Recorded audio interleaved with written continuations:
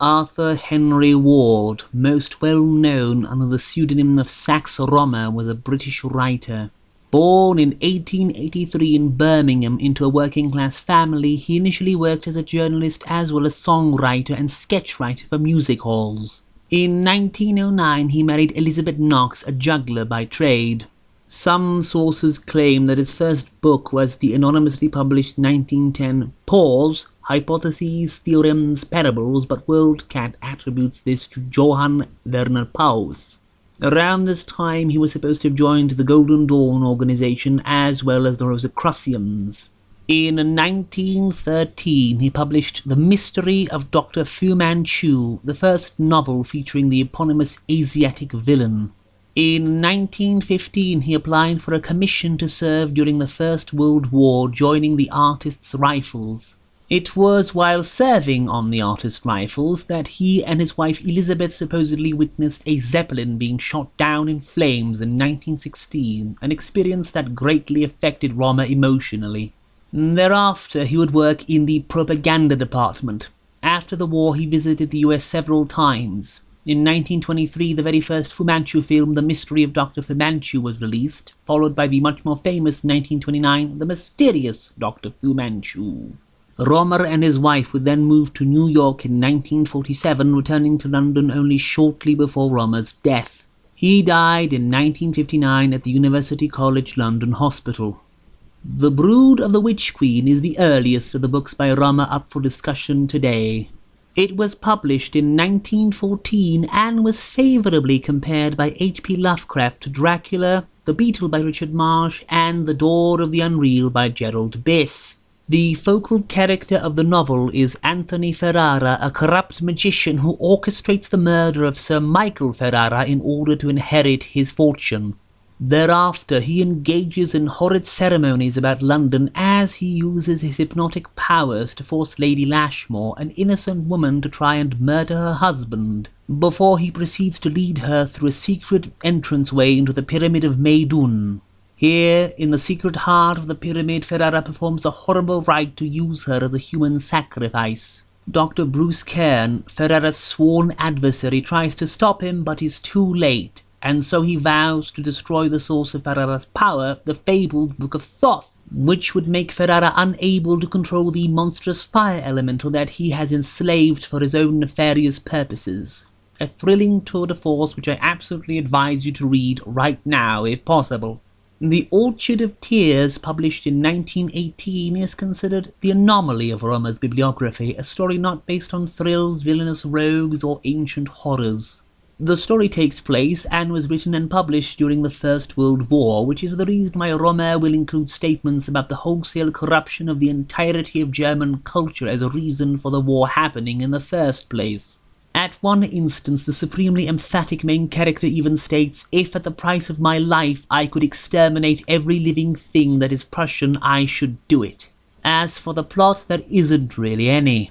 The novel begins focusing on super genius writer Paul Mario, who is the bestest writer ever and who is going to reveal the truth as relating to religion and reincarnation in his next series of books in response to the ongoing war.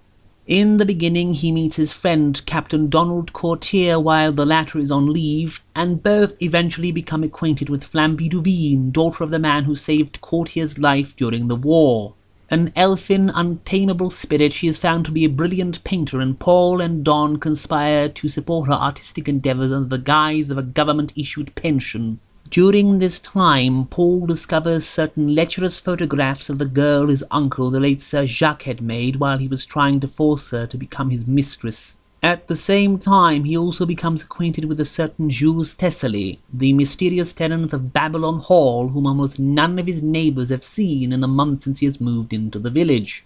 His cynical philosophy influences Paul greatly, as well as his extensive collection of ancient idols and religious artifacts from all around the world. Meanwhile, in London, Flamby gets on in artistic circles while becoming friends with Don's aunt and continuing her education and artistic apprenticeship.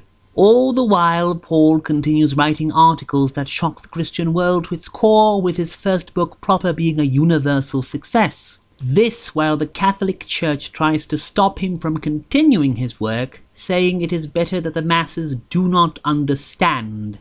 And yet at the same time we find Don perusing Paul's work and finding a mysterious and foreign undercurrent in it, as though someone had been influencing Paul while he was writing. And that's about where the plot stops happening. See, what I have just described may sound intriguing, but Rohmer stretches out the novel and very, very slowly drops these plot points in between lengthy philosophical debates. The worst part is that while Paul goes on and on about reincarnation, no one in the book ever comes to know or relate anything about any actual past lives. Which means that that whole subject, despite it being the core of Paul's philosophy, exists in the book as something purely academic. Then there's the personage of Jules Thessaly. During the book, Rohmer drops hints very occasionally of his sinister purpose in potentially misleading Paul while writing his book. And at one point, he makes it seem that the man doesn't even have a reflection. Yet Rohmer never has him become the antagonist proper, and in the end, for no apparent reason, Thessaly simply tells Paul to destroy the manuscript of his next book and then leaves the country. The book itself isn't badly written, but you keep waiting for something to happen and for people to just stop talking about how much of a genius Paul is, but that sadly never happens. Not a bad read, but certainly not as good as either of the other two Rohmer books I've read and which I am going to discuss. Wulfheim, the final novel we shall be discussing today, was published towards the end of Rohmer's life under a different pseudonym, this time as Michael Furey, spelled F-U-R-E-Y, by the way. To my knowledge, this is the only time Rohmer used this pseudonym, and I'm not quite sure why. Perhaps he wanted to make sure the people going into this book wouldn't expect some sort of Orientalist action thriller, as this is once again a completely different type of book. Either way, this is a work of his that has, quite frankly, garnered very little attention. I do not really believe this to be justified, however, as Wulfheim is a very fine book indeed. Set in an unspecified period of time, not quite modern, but no longer Renaissance or medieval either, it follows the monk Hilarius, formerly Otto of Wulfheim, who ran off to a monastery for very personal and very troubling reasons. He returns home to tell his father, the Count of Wulfheim, why he did so, especially given that this way the Wulfheim name passes and the domain falls to the church on Otto's death. When he arrives in the family domain, where he is virtually a stranger, he meets not only his father and sister Phrygia, but also Phrygia's best friend Loe, her parents, Loe's almost fiancé, and the resident no-bullshit taker, Dr. Oberon. Along the way, he finds that people in the domain shun him. He feels an evil presence about, discovers the ruins of an abbey that burned to the ground, as well as discovering two rogues digging up the heart of Caesar Wulfheim, the last abbot who had been burned at the stake for devil worship. The story focuses on interactions between the people in the oppressive atmosphere of Wulfheim Castle, that is, in the truest sense of the word Gothic, without having any of the usual pretensions that happen when an author tries to do this idea straight in modernish times. The people at the castle are slowly revealed to be suffering various stages of depravity and erotic mania. Loe's father, the general, can't help but try and make the light-as-a-feather castle maid his mistress, and her mother is purposefully blocking Loe's engagement simply because Loe's chosen husband refused to sleep with said mother. Meanwhile, the true nature of Otto's mania is revealed to us, and it is perhaps only slightly less interesting because the novel very bluntly hints that the half-sister he can't but think of isn't actually his sister.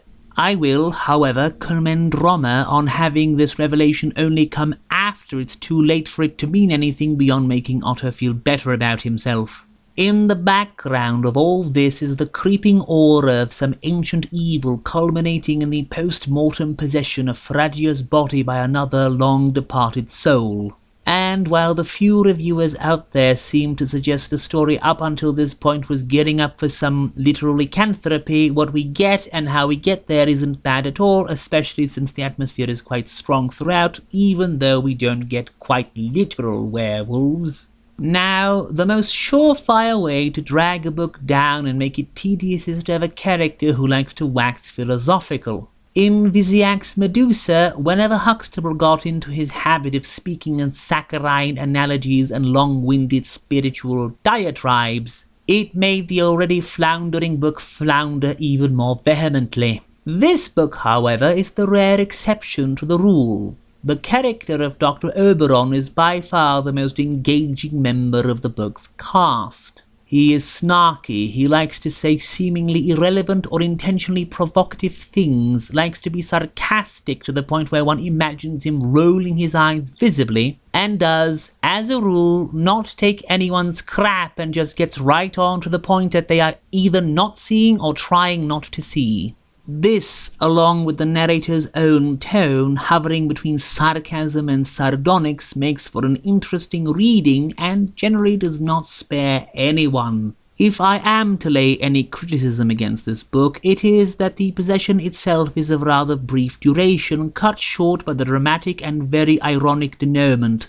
Other than that, it is a fine work that I fully believe is worthy of the Rohmer name.